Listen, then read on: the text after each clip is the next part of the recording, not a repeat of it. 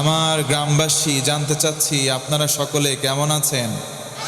দ্বীনি ইলম শিক্ষার কি গুরুত্ব, কোরআনের শিক্ষার কি গুরুত্ব, সর্বপ্রথম আমরা এক এক করে তিনটা গুরুত্ব জেনে নেব।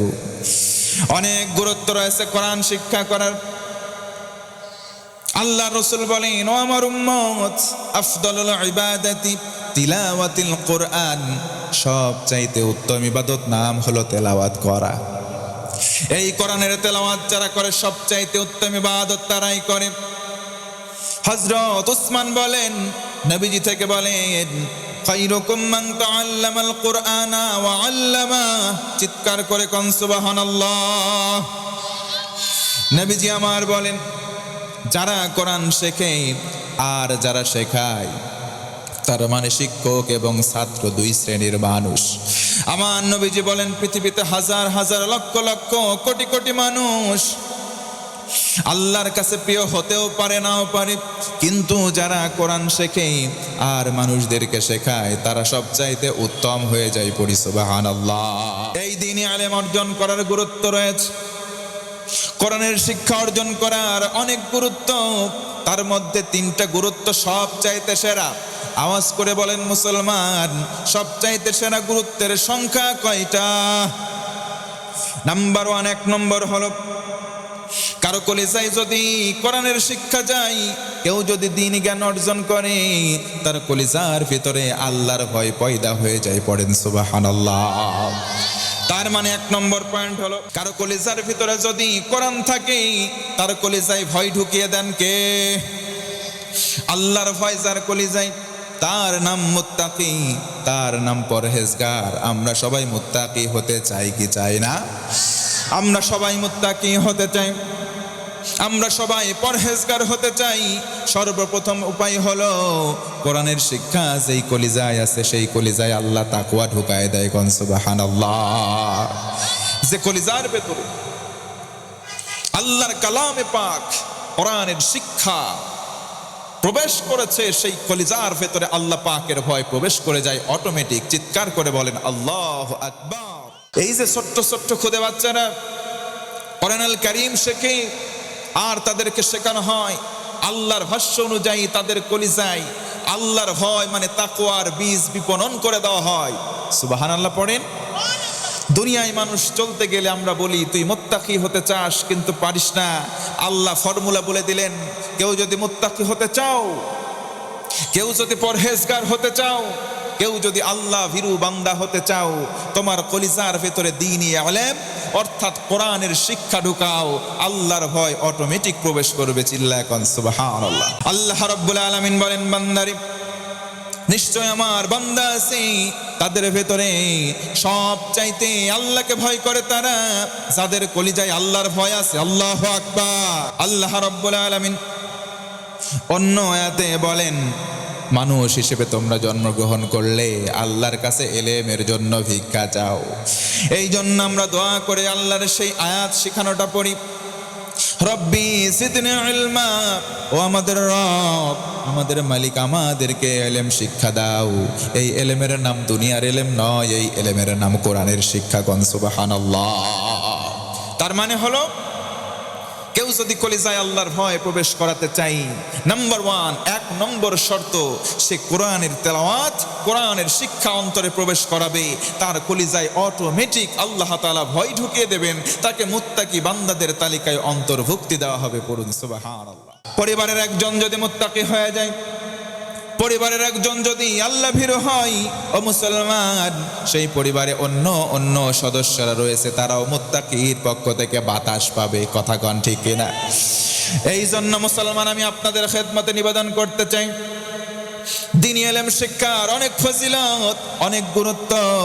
নাম্বার 1, 1 নম্বর হলো কোরআন শেখো, আল্লাহর ভয় কলিজার ভেতরে পয়দা হয়ে যায়। ও মুসলমান, চিৎকার করে আকাশ বাতাস মুখরিত করে বলেন আল্লাহু আকবার। আল্লাহ রাসূল বলেন, নবীজি আমার বলেন, ও আমার উম্মত, মাইয়ুরিদিল্লাহ বিহি খায়রান ইউফাক্কিহু ফিদ্দীন। আল্লাহর রাসূল বলেন, আমার উম্মত তোমরা শুনে নাও, কেউ যদি দ্বীনি ইলম শিক্ষা করো, কোরআনের শিক্ষা বাস্তবায়ন করার চেষ্টা করো, অজানা বিষয় থেকে তোমাদেরকে জ্ঞান দান করব। পড়েন সুবহানাল্লাহ। আল্লাহ রাব্বুল আলামিন বান্দাদেরকে যত নিয়ামত দিলেন তার মধ্যে অন্যতম নিয়ামত নাম হলো কোরআন। এই কোরআন নাজিল করার পর নবীজি একবার ভেঙে পড়লেন, তার মনটা একটু খারাপ হয়ে গেল। আল্লাহ তাআলা সান্ত্বনা দিলেন, নবীজিকে বললেন, নবীজি মন খারাপ করবেন না, কারণ কোরআন দিয়েছে আপনার ভাগ্য নষ্ট করবার জন্য নয়। জোরে কোন সুবহানাল্লাহ। আল্লাহ তাআলা বলেন, ও গোলাম, হাল ইয়াস্তাউিল্লাযীনা ইয়ালামুনা ওয়াল্লাযীনা লা ইয়ালামুন। আমার আল্লাহ বলেন, নবীজি বলেন, যারা জানে আর যারা জানে না তারা কি সমান হতে পারে? ও মুসলমান ভাইরা, আপনারা বলেন, যারা জানে না দুই দল কি সমান নাকি? এই দুই দল কোশ্চেন কালেও সমান নয়। এই জন্য ইসলামের প্রথম বাণী পড়ো, ইকরা বিসমি রাব্বিকাল্লাযী খালাক, খালাকাল ইনসানা মিন আলাক, ইকরা ওয়া রাব্বুকাল আকরাম। চিৎকার করে বলেন আল্লাহু আকবার। আল্লাহ রাব্বুল আলামিন অসংখ্য সিফাতি নাম আছে তার, রহমান। এই রহমান নামের উসিলায় তিনি আল্লামাল কোরআন, কোরআনের শিক্ষা মানুষদেরকে দিয়েছেন। পড়েন সুবহানাল্লাহ। এই তিনটা গুরুত্ব, তিনটা দামি গুরুত্ব। এক নম্বর, কারো কলিজায় দ্বীনি ইলম যদি থাকে, আল্লাহর ভয় পয়দা হয়। ও মুসলমান, বলেন তো আমরা আল্লাহ ভীরু পরহেজগার হতে চাই কি চাই না? জোরে বলেন তো, আমরা মুত্তাকি হতে চাই কি চাই না? আমরা যদি মুত্তাকি হতে চাই, শর্ত হলো দ্বীনি ইলম। সব চাইতে দামি হলো কোরআনের ইলম।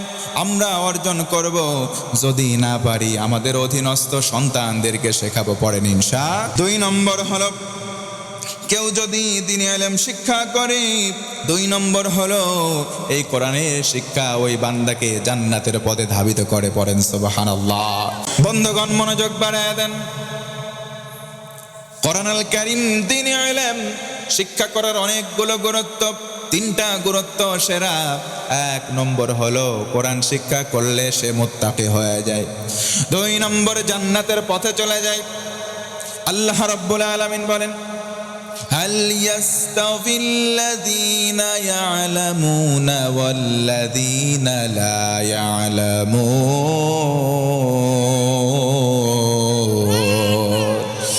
যেমনি ভাবে যারা জানে আর জানে না সমান নয়, তেমনি ভাবে যারা জান্নাতি হয় আর যারা জাহান্নামী তারাও সমান নয়। কথা বলেন ঠিক কিনা? আল্লাহ রাব্বুল আলামিন বলেন, লা ইয়াস্তাওয়ি আসহাবুন নারি ওয়া আসহাবুল জান্নাহ, আসহাবুল জান্নাতি হুমুল ফাইজুন।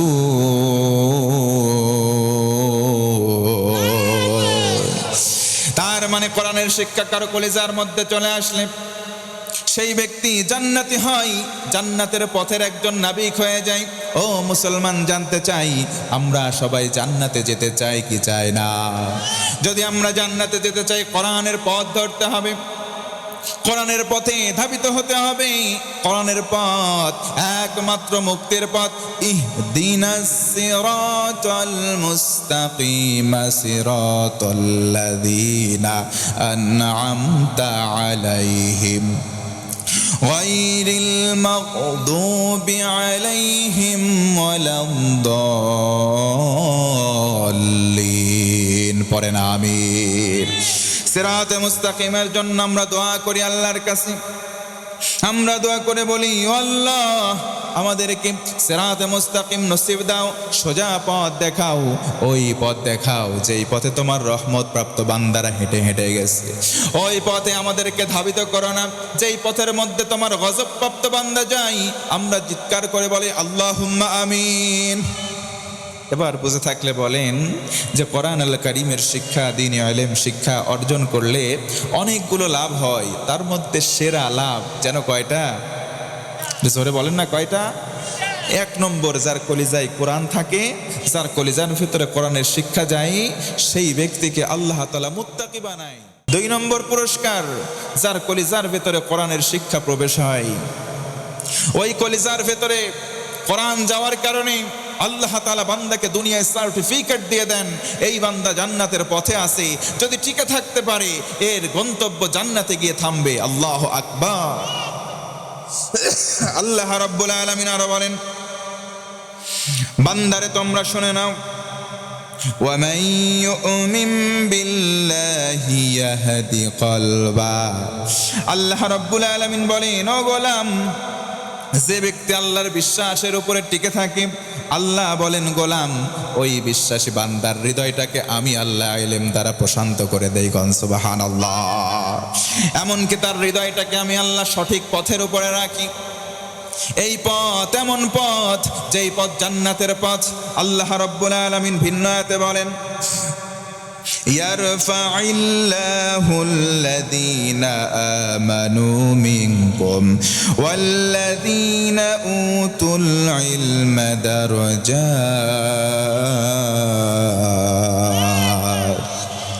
আল্লাহ রাব্বুল আলামিন বলেন, ও গোলাম, আল্লাহ তোমাদের মধ্যে এমন মানুষদেরকে জ্ঞান অর্জন করার সুযোগ দিয়েছে যারা হলো ঈমানদার, যারা হলো মুমিন, যাদের ভিতরে ঈমান আছে।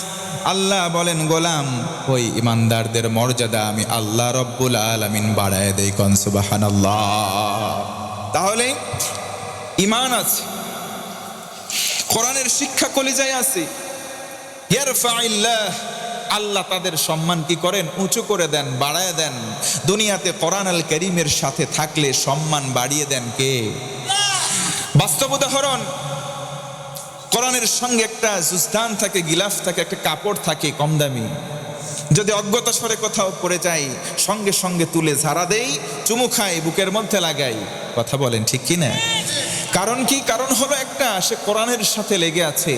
দেখবেন রমজান মাস আগেও ছিল, এখন আছে। কোরআন নাজিলের আগেও রমজান ছিল, কোরআন নাজিলের পরেও আছে। বাট রমজান মাসের দাম এত মূল্যায়ন হয়েছে, এত বেড়ে গিয়েছে। কারণ কি? কারণ হলো এই মাসে নাজিল হয়েছে কোরআন। কি নাজিল হয়েছে? অসংখ্য ফেরেশতা আছে, এত দাম বাড়ে নাই যত না বেড়েছে জিবরিল ফেরেশতার। কারণ কি? এ ভাই, কারণ হলো জিবরিল আমিন কোরআন নাজিল করেছে। সুবহানাল্লাহ। আল্লাহ জিবরিলকে বলেছেন, এই আয়াত নাও, নবীর কাছে যাও। এই যে বাহক হওয়ার কারণে, কোরআন বহন করার কারণে তার সম্মান গগনচুম্বী। মালাইকা ফেরেশতা রয়েছে অসংখ্য, তার ভিতরে রইস, তাকে হেড বানানো হয়েছে। পড়েন না সুবহানাল্লাহ। নবী রয়েছে অসংখ্য, আম্বিয়া আলাইহিস সালাম রয়েছে অসংখ্য। সব নবীর দাম আছে, কিন্তু বেশি দাম হয়েছে আমাদের নবী মুহাম্মদুর রাসূলুল্লাহ সাল্লাল্লাহু আলাইহি ওয়াসাল্লাম। কারণ কি? কারণ হলো তার উপরে এসেছে শ্রেষ্ঠ গ্রন্থ কুরআন আল কারীম। এই কোরআন আসার কারণে তার সম্মান সব নবীদের উপরে বেড়ে গিয়েছে। আল্লাহু আকবার। আল্লাহ তাআলা এর জন্য বলেন, আলহামদুলিল্লাহিল্লাযী আনজালা আলা আবদিহিল কিতাব ওয়া লাম ইয়াজআল লাহু ইওয়াজা। চিৎকার করে বলতে পারবেন না সুবহানাল্লাহ। আল্লাহ রাব্বুল আলামিন বলেন, সমস্ত প্রশংসার মালিক আল্লাহ। আমরা যদি বলি আল্লাহ, কেন তোমার জন্য শুকরিয়া আদায় করব, কেনই বা তোমার প্রশংসা জ্ঞাপন করব, জানতে চাই। আল্লাহ তাআলা বলেন, বান্দারে শুনে নাও, এমন একটা কিতাব দিলাম আমার বান্দা মুহাম্মদুর রাসূলুল্লাহ সাল্লাল্লাহু আলাইহি ওয়াসাল্লামের প্রতি, যেই কিতাবের ভেতরে ওয়ালাম ইয়াজআল লাহু ইওয়াজা, গোপন কথা নাই, বক্রতা নাই, কোন রকম গোপনীয়তা নাই। কোরআনের মধ্যে যা কিছু আছে আল্লাহ বলেন সব কিছু মানুষের সামনে উন্মুক্ত। কোরআনের কাছে আসবে যারা, সম্মান পাবে তারা। এই জন্য আল্লাহ বলেন, ও নবীজি, মন খারাপ করবেন না, আপনি ভাগ্যহত হবেন না, মন ভাঙবেন না, আপনার সম্মান বাড়াবো। আল্লাহু আকবার। তাহা মা আনজালনা আলাইকাল কুরআনা লিতাশকা। আমার আল্লাহ বলেন, ও নবীজি, ও আমার গোলাম, আপনি মন খারাপ করবেন না। কোরআন এসেছে আপনার ভাগ্য নষ্ট করবার জন্য নয়। এই কোরআন দিলাম আপনার ভাগ্য আকাশচুম্বী করব, গগনচুম্বী বানায় দেব। আল্লাহু আকবার। শুধু নবীর সম্মান বাড়বে তা নয়, নবী যেই কাজ করেছেন, ও মুসলমান, আমরাও যদি তার পদাঙ্ক অনুসরণ করি, আল্লাহ রব্বুল আলামিন আমাদের সম্মানও বাড়ায় দেবেন, কোনো সন্দেহ নাই। কথা কোন ঠিক কিনা? আল্লাহ রব্বুল আলামিন বলেন, ওয়াদাল্লাহি হাক্কান, আমি আল্লাহর ওয়াদা সত্য ওয়াদা। ইন্নাল্লাহা লা ইউখলিফুল মিআদ।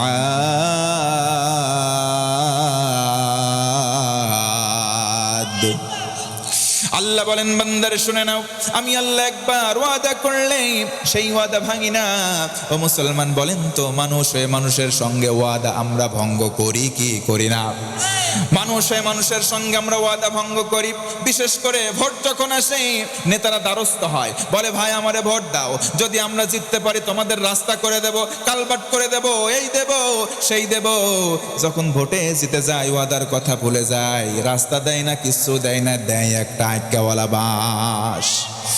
আল্লাহ রাব্বুল আলামিন এই জন্য বলেন, বান্দারি, তোর কলিজায় ভয় লাগবে আল্লাহর, এই জন্য কোরআনের ইলম তোর কলিজার মধ্যে ঢোকা। আল্লাহ বলেন, গোলাম, তিনটা তুই সেরা নিয়ামত পাবি, সবচাইতে গুরুত্বপূর্ণ বিষয় হলো তোর কলিজায় আল্লাহর ভয় হয়ে যাবে। তোর কলিজার ভেতরে আল্লাহর ভয় পয়দা হবে। আল্লাহর ভয়, ও মুসলমান, যদি কলিজায় থাকে, আমাদের দ্বারা গুনার কাজ করা কি সম্ভব হবে? জোরে কোন হবে? হতে পারে না। 2 নম্বর হলো জান্নাতের পথ। কেউ যদি কোরআনুল কারীমের জ্ঞান শেখে, নিজের মধ্যে আমল করে, পরিবারের মধ্যে চর্চা করে, সেই পরিবার, সেই ব্যক্তি থেকে শুরু করে পরিবারের সবাই জান্নাতের পথে ধাবিত হয়। চিৎকার করে বলেন সুবহানাল্লাহ। আরো একবার জোর গলায় বলেন আল্লাহু আকবার। 3 নম্বর পুরস্কার হলো, 3 নম্বর গুরুত্ব হলো, দ্বীনি ইলম ছাড়া যেই ব্যক্তি আমল করবে, ওই আমল আল্লাহর দরবারে কবুল হবে। জোরে বলেন হতে পারে। যেই আমল কোরআনে নাই, হাদিসে নাই, যেই আমল নবীর জীবদ্দশায় সুন্নায় নাই, ওই আমল যদি মানুষ বানায়, ওই ইবাদতটাকে, আমলটাকে ইসলামের ভাষায় বেদাত বলা হয়। গায়রে সুন্নাহ কোনো আমল করা যাবে না।